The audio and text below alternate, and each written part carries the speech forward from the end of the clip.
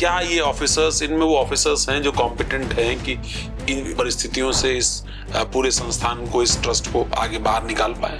योगेश्वर राम मिश्रा का जो अयोध्या का कार्यकाल था बड़ा सराहनीय था। योगेश्वर राम मिश्रा को मुझे लगता है कि सीईओ चयन में तवज्जो दी जाएगी। देखिए, मैं आपको बताऊं, बड़ा गंभीर मुद्दा है और भारतीय जनता पार्टी इस वक्त इस मुद्दे को लेकर के संकट में है। ये स्थिति मात्र एक व्यक्ति के नाते आई जिसका नाम चंपत राय है। चंपत राय हमेशा से चाहते थे कि उनकी मनमानी चले। चंपत राय हमेशा से अहंकार में थे। बहुत सारे ऐसे चेहरे जिनको आप और मैं भी जानते हैं, राम मंदिर में सीईओ के लिए आमंत्रित किए गए इंटरव्यू के लिए। राजेश पांडे, योगेश्वर राम मिश्रा, दिनेश चंद्रा, ऐसे बहुत सारे नाम हैं। कुल 18 लोग शॉर्टलिस्ट किए गए। 5000 से ज्यादा लोगों ने आवेदन किया था। अभी जो लोग आ रहे हैं, ये क्या कितने योग्य हैं? क्या ये उस जो एक काल परिस्थिति सामने राम मंदिर ट्रस्ट के आई है, राम मंदिर बनने के बाद चढ़ावा चोरी का एक बुरा मसला जिसने एक तरीके से कलंकित किया है इस पूरे प्रयास को, जो 500 सालों से लगातार आंदोलन चल रहा था। क्या ये ऑफिसर्स, इनमें वो ऑफिसर्स हैं जो कॉम्पिटेंट हैं कि इन परिस्थितियों से इस पूरे संस्थान को, इस ट्रस्ट को आगे बाहर निकाल पाए? देखिए, मैं आपको बताऊं, बड़ा गंभीर मुद्दा है और भारतीय जनता पार्टी इस वक्त इस मुद्दे को लेकर के संकट में है। पर दिक्कत क्या हुई? दिक्कत ये स्थिति क्यों आई? ये स्थिति मात्र एक व्यक्ति के नाते आई जिसका नाम चंपत राय है। चंपत राय हमेशा से चाहते थे कि उनकी मनमानी चले। चंपत राय हमेशा से अहंकार में थे। चंपत राय अपने आप को सर्वे सर्वा सबसे ऊपर बैठा हुआ व्यक्ति मानते थे, मनमानी चलाते थे। आज उन्हीं की वजह से इतनी बड़ी शीशा लेदर हुई। तब सीईओ की तैनाती की जरूरत महसूस की गई। ये जरूरत पहले क्यों नहीं महसूस की गई? राम मंदिर निर्माण समिति के अध्यक्ष नृपेंद्र शाह जब अयोध्या पहुंचते हैं चंदा चोरी प्रकरण के बाद, कुछ ही दिनों बाद, शायद 4 दिन बाद, तो अपने पहले बयान में कहते हैं कि हाँ, एक सीईओ की नियुक्ति होनी चाहिए। अरे, पहले ही आपने आइडिया दे दिया होता, सीईओ बन गया होता। लेकिन शायद 18 लोगों तब पछतात होत का जब चिड़िया चुग गई। जी, कई हजार एप्लीकेशन आए थे जिसमें से 18 लोगों को फाइनली शॉर्टलिस्ट किया गया है। 2-3 नाम सामने आए हैं। संजोग देखिए कि तीनों नाम जो आए हैं, तीनों मेरे मित्र हैं, आज से नहीं, बरसों पुराने मित्र हैं।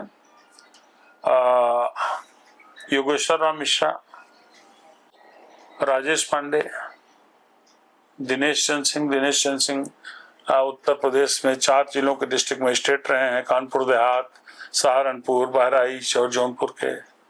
राजेश पांडे उत्तर प्रदेश पुलिस के उन अफसरों में शुमार किए जाते हैं जिनका जबरदस्त ट्रैक रिकॉर्ड रहा है। एनकाउंटर स्पेशलिस्ट का एसटीएफ के गठन के समय से वहां रहे। बड़े नामी अफसर हैं, बड़े मेहनती अफसर हैं और बड़े अच्छे लेखक हैं। उनकी किताबें बेस्ट सेलर इस वक्त हो रही हैं। और अभी भी रिटायरमेंट के बाद जो यूपीडा है, यूपी, हाँ जी, expressway and industrial development authority, UPEIDA के वो चीफ सिक्योरिटी अफसर हैं, अच्छे व्यक्ति हैं। और तीसरा नाम जो सामने आया है योगेश्वर, वो तब सामने आ रहा है जब पहले विकल्प तैनाती की बात शुरू हुई। और ये बात मेरे दोनों मित्रों को खराब लग सकती है, या जो बाकी 15 बच्चे हैं उनमें से कई परिचित हो खराब लग सकती है। लेकिन मेरा मानना है कि एक डिस्ट्रिक्ट मजिस्ट्रेट के तौर पर योगेश्वर राम मिश्रा का जो अयोध्या का कार्यकाल था बड़ा सराहनीय था। अच्छा परफॉर्म उन्होंने किया था। और अयोध्या के अलावा उन्होंने डिस्ट्रिक्ट मजिस्ट्रेट वाराणसी रहते हुए ये जब काशी विश्वनाथ कॉरिडोर का काम चल रहा था और उसमें भी उनका काफी इन्वॉल्वमेंट रहा। और जब प्रमोट होकर के विंध्यवासिनी कॉरिडोर, जब कमिश्नर वो मिर्जापुर बने तो विंध्यवासिनी कॉरिडोर में भी उनका काफी उनकी सक्रियता रही। बड़ा काम उन्होंने किया। देवी पाटन के भी, तो देवी पाटन के भी रहे, वहां भी मंदिर का काम उन्होंने देखा, वहां कुछ तमाम आइडियाज उनके काम आए। तो इस दृष्टि से मैं समझता हूं कि योगेश्वर राम मिश्रा बाकी दोनों लोगों के जो नाम हैं, मैं फिर कह रहा हूं, तीनों लोग मेरे प्रिय हैं और भी जो विकल्प होंगे वो भी और भी तमाम प्रिय होंगे, लेकिन ये तीनों बेहद प्रिय हैं।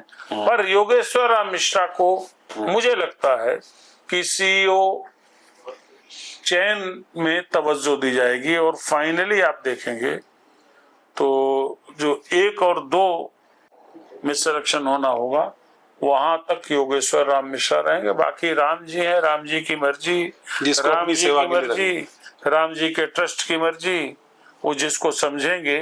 लेकिन अभी तक जो मैं समझ पा रहा हूं उसमें योगेश्वर राम मिश्रा फिलहाल